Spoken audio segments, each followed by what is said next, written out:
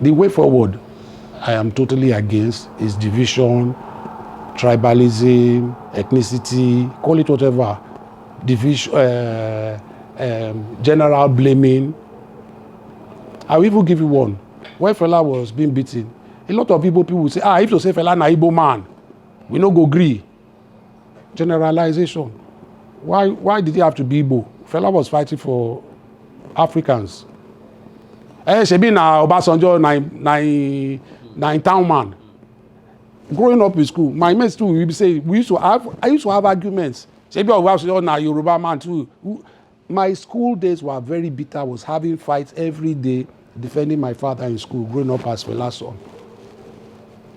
So people just talk to us today. They don't even know the trauma we had as Fela's children. And they just say, you are not like your father. On that topic again, who voted for Obasanjo in 1999? Then there was no social media, or it was just starting, if I'm very sure, but I can't remember Facebook or anything existed. So it was the media, international media, and everybody saying Obasanjo is the best person to rule this country. A soldier who is British trained. Do you understand what I'm saying? He's British trained, he's a soldier. Why don't they tell the soldier to take over Britain? Why did they tell the soldier to take over France or America? Remember Colin Powell, after he came from the Iraq War, when some people were agitating for him to go and become president of America, he quickly said, no, I'm a soldier. He's a soldier. He's not trained to lead. He's not trained to govern. He's trained to lead war and defend the country. That is his training. Obasanjo's training in the school he went to is not to lead. He can never be a leader of a nation. He's trained to be a warrior, to defend that nation. That is why you have intellectuals. The school of thought is the intellectuals, the people behind the brain, the physicians, the chemists, the mathematicians. They will sit down. The people we elect, are they the best brains? What makes you think that you, a soldier, have more integrity than the PhD holder? Do you understand what I'm saying? But do we blame them? So somebody like me will say, why did they push this man again on us after what he did that Fela even sang about? Did Fela's children support that? I was very much in that time, and my song Sorry was pushed down the drain. I went to Big Brother, then they abused the hell out of me. I can never forget all those days. Then suddenly Fela is the most important figure now. Everything Fela. Then they use Fela against Buhari. They forget they have already voted Fela's worst enemy. Then they don't want to talk about it because they already, and my song brings us to there that I told you before, this path we have taken, we are going to enter hell. And it's the same path we have taken because they voted for Obasanjo, they voted for Yar'Adua. When you are talking of Jonathan, was Jonathan not wanted by the EFCC? How did they put that case quickly under the table? Have you all forgotten that? Oh, they put that case on that table. Then suddenly, because Obasanjo sanctioned him to be vice president, the case died down. As the case of Yabo, his own daughter, that when Obasanjo put EFCC, we heard nothing again about the case. And everyone say, the EFCC is going to arrest his daughter. What happened to her? Nothing. So Jonathan now became president. And then they voted Buhari. And then it's Fela's children again that has to be blamed for their own actions. So I'm just trying to let you see the gravity of our thoughts, that the way we are forced to think. If we are thinking as Africans, this is not how we will think. First of all, nobody will have voted. Obasanjo too will have been like a Powell that will say, excuse me, nation, my training is to defend the nation. I'm not trained to govern you. He will have resigned that path immediately. But because he's as corrupt in that thought as everybody wanted to rule, he took it. Apparently, again, he wanted to even seek third term. From what we are reading. So there are so many things we can keep on questioning, and I can go on and on. But you see, you're making me rush now. You can hear my home players. But I'm trying to summarize all these things quickly for you. If you had come on time, we would have sat down, and this discussion will take nothing less than 2 hours. You see, I don't talk again. Oshibajo, Vice President, comes to meet me. Then automatically they say, I'm supporting him. And I've said it many times in public, even to his own belly. I've never supported you, but I only answered because you came directly to, I didn't go to his house, so he came to my house. So because he came to my house, I'm supporting Buhari. And when he came to my house, I told you, excuse me, sir, this man jailed my father. There is nothing again I want to hear. My father is dead. But this man jailed my father. So if you tell me he's a man of integrity, I didn't see the integrity when he jailed my father. Now my father is dead. I cannot be seen to be part of. It's not, is it only about Fela? The burning of the Asuko, which federal government has apologized for that? The killing of, let's even forget that, if we can. The killing of Fela's mother. This Kuti family has suffered year in, year out of this government. She died from injuries that she sustained. Everybody knows this story. Have they apologized? Have they even taken, have they accepted the blame? But then they keep blaming us. The British already found a way to divide us. The education divided us. And we are still suffering the effects of that.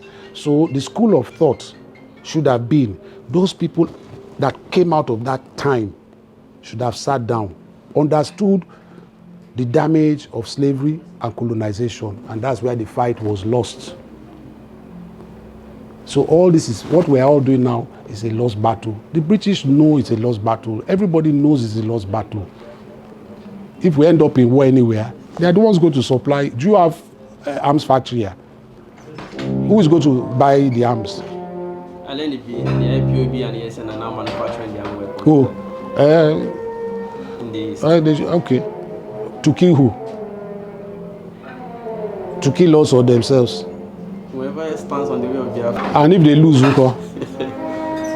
Another 60 years to start again. Oh. And that's the way to...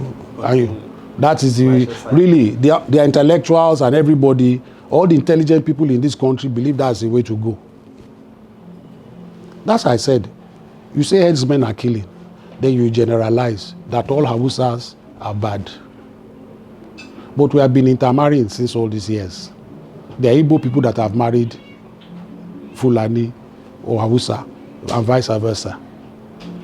There are a lot of Delta people that have married Yoruba. And when you go into the language, you see there's so much similarities between all of us. Those are the similarities these people saw. But you see those colonial mentality, Western-minded Africans that were so brainwashed, when they took over independence and they had the chance to rule Nigeria, there was no ideology. They didn't even change the name of Nigeria, like Thomas Sankara changed Burkina Faso. There was an ideology. Dr. Kwame Nkrumah changed Gold Coast. He had an ideology. You don't even have an ideology. Now you are thinking of, after all this time, you want to change the name of Nigeria, but with no ideology. What is the ideology behind changing the name? When you want to change the name, self, what name are you all talking about? You are talking of the United Republic of Nigeria. Is that not still English you are speaking? When Ghana changed their name, what did they change it to? Is it an English name? Ghana. A Ghanaian name. When Thomas Sankara changed his name, Burkina Faso, he didn't say Loa Kinikon. Do you understand? No, they don't. These leaders and these intellectuals, the brainwashing is so bad. And we have not sat down as a people to understand, I'm still saying, and that is the summary of what I've said, to understand the gravity of slavery, the gravity of colonization. And when we as a people sit down, we will not be talking about segregation or disunity or cutting up more. We'll be thinking of how do we come out of this crisis of slavery and colonization. That after all this time, no Nigerian language, no African language is our main language in this country. I talk to you in English. I'm going to dream in English today. You see, I've identified my problem. I'm suffering from colonialism. I'm suffering from slavery. I've identified it. So what I'm saying is, I'm not saying it against you or anybody. I'm first fighting myself. Why should I, as an African, be dreaming in English? When they want to bring a train to Nigeria, they don't bring those fast trains or TV, what's the name? Those fast trains in Europe. They bring the ones that they have abandoned that keeps breaking down. So anytime we want to even do anything for ourselves, we bring the most inferior. When we want to bring the meter, we bring the ones that will be breaking down. We do things so terribly out of hatred because we are not thinking for ourselves, for our brothers and sisters. When we travel to England, when we go, oh, I just come back from Jan, we say it to oppress our friends. Oh, my father, I just come back from England. We did it in my time. Do you know what? My father refused to let any of his own children go to Europe. He refused for all our friends, our cousins, all of them were going to London and going holiday. When we tell Fela, he want to go to London, come on, sit down. He didn't let us go. The first time we traveled was in 79 when Fela went to Berlin. When we saw Europe, it was like, because we were still suffering from cholera, the difference was so night and day. They had already brainwashed us, our generation, with comics. The first time I got to England, do you know what I did? I bought 10 pounds fish and chips because I'd read about fish and chips in all these comics that. Then I bought all this. The thing was this big. See stupidity. Me and my friend Dele shows me. We now looked how foolish we were. Because we had read all these comics, we now got to England. Fish and chips that we have been craving, we'll be dreaming as children, fish and chips. Then we now saw the fish and chips. Why don't they dream of eating amala or eba? Do they have African comics in there that when they reach here, they want to eat? The gravity of the damage that has been done to our minds is grave. And what we should be doing is sitting back, understanding that gravity and trying to repair it. That's all I'm saying.